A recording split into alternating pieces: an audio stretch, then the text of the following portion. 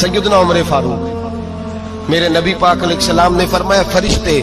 950 سال میرے عمر کی شان بیان کریں تو ختم نہیں ہو سکتی۔ اتنا بڑا شخص عمر فاروق، اتنا بڑا آدمی۔ ایک دن اعلان کیا عمر فاروق نے، لوگوں مسجد میں آؤ، بات کرنی ہے، امیر المومنین کا پیغام ہے، سارے مسجد میں آ جائے۔ کھچا کھچ مسجد نبوی صحابہ سے بھر گئی، اور ایسا جب اعلان ہوتا تھا تو صحابہ دوڑ کے آتے تھے، شاید کو جنگ ہے،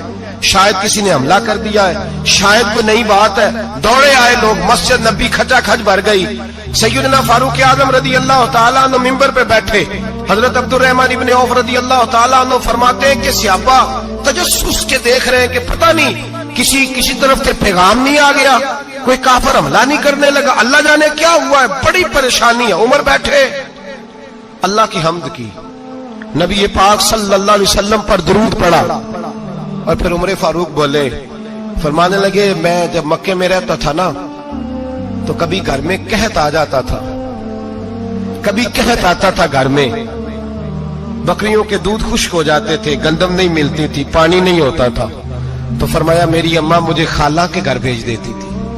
قبیلہ بنو مخزوم، اس قبیلے میں میری خالہ کی شادی ہوئی تھی تو وہ مالدار لوگ تھے، ان کے پاس زیادہ بکریاں، زیادہ اونٹ، زیادہ گائیں، زیادہ کھیت تھے۔ حضرت عمر فاروق فرمانے لگے میں ان کے گھر جاتا تو میرے خالو سمجھ جاتے کہ عمر کو اس لیے بھیجا گیا ہے کہ قحط آ گیا ہے، فرماتے ہیں وہ مجھے سویرے بکریاں چرانے لے جاتے، شام تک میں ان کی بکریاں چراتا ہوں۔ امیر المومنین عمر، ایک طرف مسئلہ یہ ہے کہ کیسر و کسرا کی دیواریں ہل رہی ہیں عمر کے نعروں سے،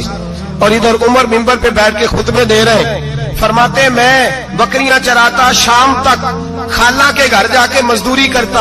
اور فرماتے ہیں شام ہوتی تو ایک مٹھی کشمش مجھے دیتے وہ۔